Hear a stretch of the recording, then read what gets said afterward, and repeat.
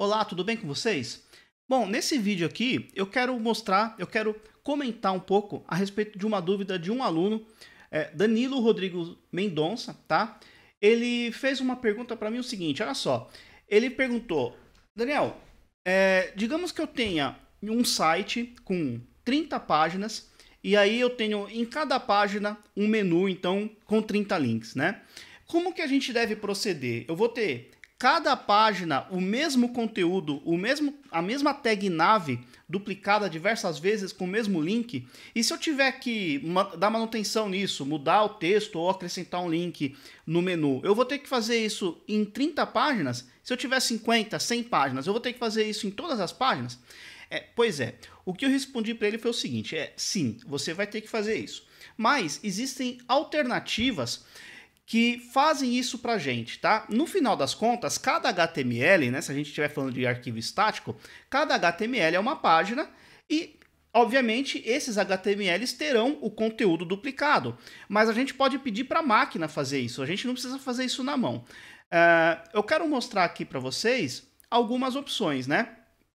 Mas antes, eu até gostaria de fazer uma brincadeira aí com relação ao Dreamweaver, por exemplo. Há muito tempo atrás, quando eu comecei a trabalhar com programação front-end, faz mais ou menos uns 10 anos atrás, eu me lembro que na agência ou a gente trabalhava com Dreamweaver ou trabalhava com Notepad++, né?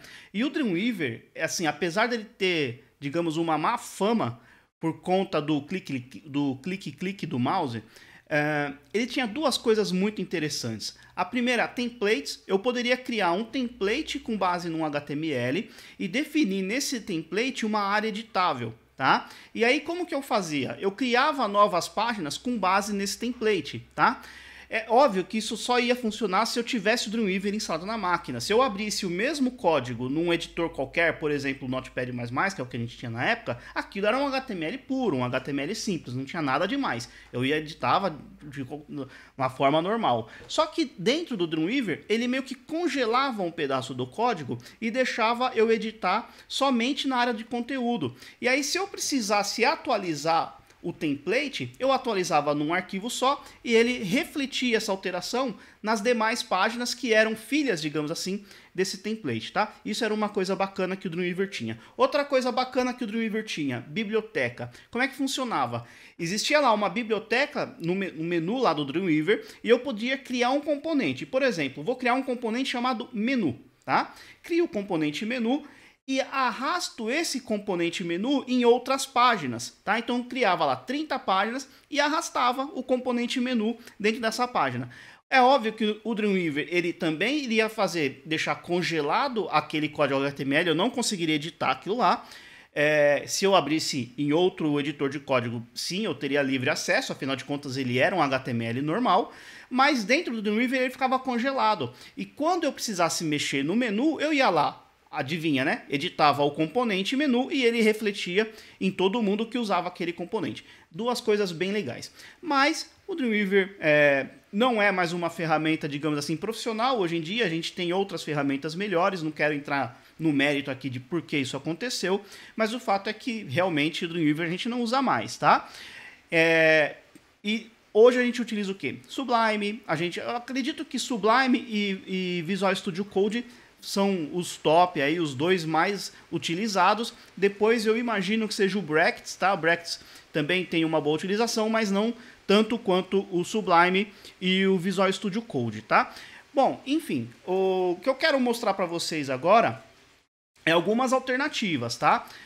Então, por exemplo, digamos que você tem a possibilidade de ter no servidor alguma linguagem de programação do lado do back-end, né? Por exemplo, PHP, .NET, Java, Python, enfim, tá?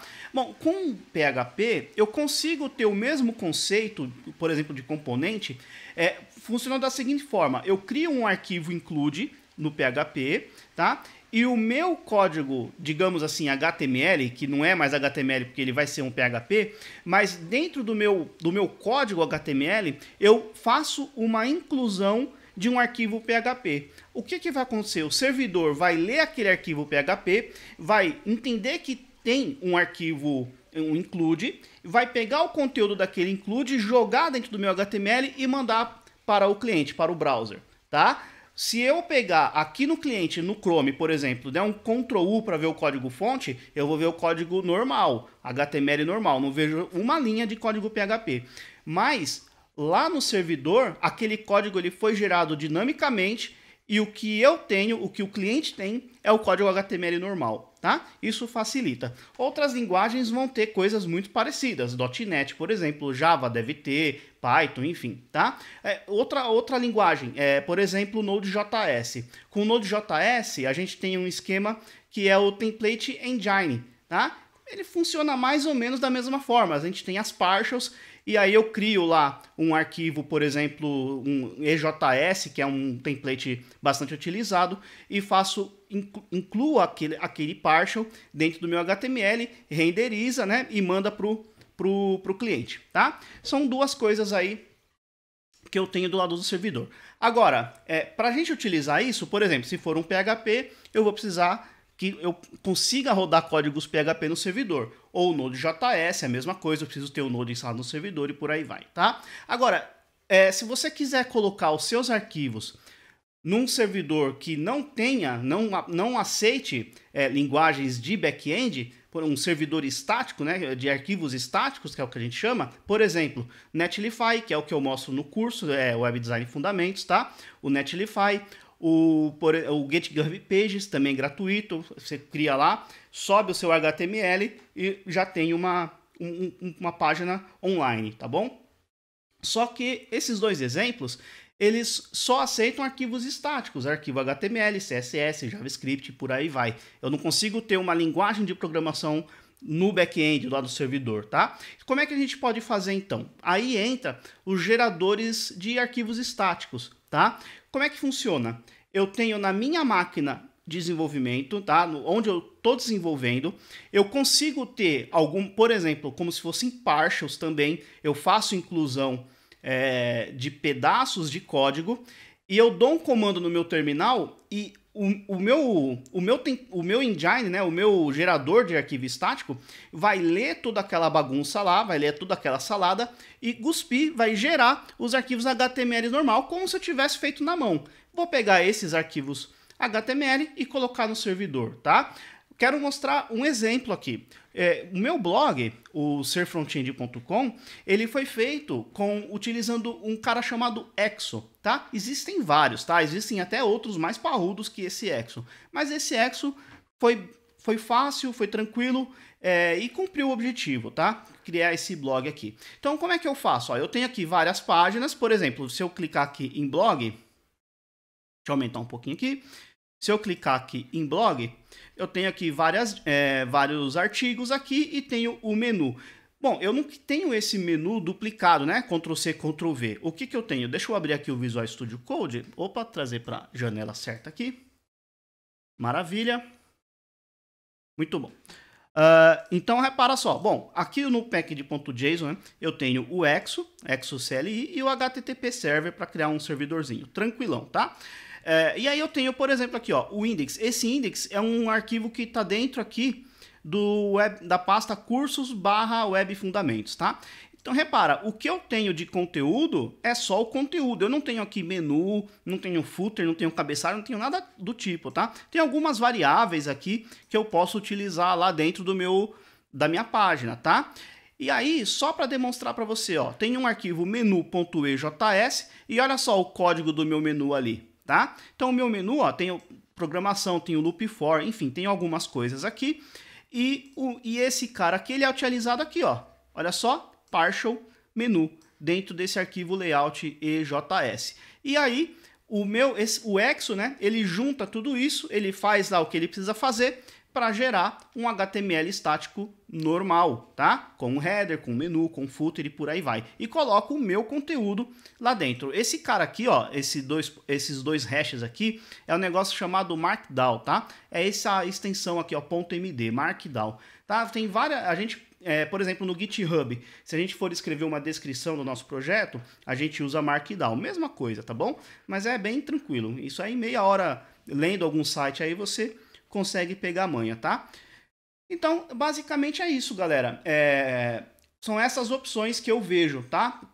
para a gente criar site grande, por exemplo, ou a gente vai utilizar uma linguagem de servidor para fazer os includes, ou a gente utiliza algum gerador estático, um gerador de arquivo estático. A gente tem o Exo, tem o Hugo, tem o JQ, se eu não me engano, não sei como é que pronuncia. Tem agora um novo Gats, enfim, não vou acertar falar esse nome. Deixa eu dar uma procurada aqui. Acho que é algo assim. Olha lá, é isso mesmo, ó. Vamos abrir ele aqui, ó. Construa, enfim, aplicativos e websites com React, né? Sim, nós temos o React Server Render, que a gente pode utilizar o React do jeito que a gente usa no front-end, mas pedir para renderizar no servidor e depois mandar meio que o HTML pronto do servidor para o cliente, ou seja, não precisaria do React no cliente, tá? Eu não sou especialista nisso, só sei bem por cima sobre React, tá? Então não tenho mais informações para te dar, só sei que existe. Legal, pessoal? Bom, então é isso. Então agora eu quero aproveitar esse vídeo para contar algumas coisas para vocês, tá? Hoje pela manhã, hoje é dia 15 de fevereiro de 2019, tá? Então, hoje pela manhã eu criei alguns grupos para possibilitar a interação entre alunos dos meus cursos, tá legal? Isso não foi ideia minha, foi ideia de uma pessoa que entrou em contato comigo pelo Twitter, um aluno de um dos meus cursos entrou em contato comigo pelo Twitter, eu tenho até ele aqui para mostrar, para dar os devidos créditos a esse aluno Denner, tá legal? Ó, conversei aqui com ele, ele me deu a ideia, então ele me deu a ideia ontem à noite e hoje de manhã eu já criei os grupos e passei para vocês por e-mail, mandei um e-mail aí pra galera, então fique esperto se você recebeu esse e-mail meu aqui, ó, tá? O título é Junta e você troca experiência com mais de 12 mil alunos, ok? Então mandei esse e-mail para vocês, tem os links, olha só, link do Facebook, do Slack e do Telegram, tá legal? Ó, temos ali, ó, no Telegram, o grupo Ser Front-End Alunos, bacana, a galera aí interagindo, legal? Já temos bastante, ó, 45 membros, sendo que eu acabei de criar, não faz nem 4 horas, tá? Criei também grupo do Slack, criei uma conta lá no Slack, tá lá no meu e-mail também, dá uma olhadinha lá, bacana? E aqui eu tenho separado os channels, né, por curso que eu tenho, tá? Então resolvi separar por curso, e aí a galera pode interagir, pode trocar experiência e por aí vai. E também no Facebook tem um grupo ali, ó, a galera já tá comentando, já tá postando dúvida e por aí vai. Tá bom, pessoal? Então, espero que vocês curtam aí essa ideia. De novo, não foi uma ideia minha, foi ideia de um dos alunos, o Denner. Valeu, Denner. Grande abraço para você. E é isso aí. Muito obrigado por ter assistido até aqui. Um grande abraço e até a próxima.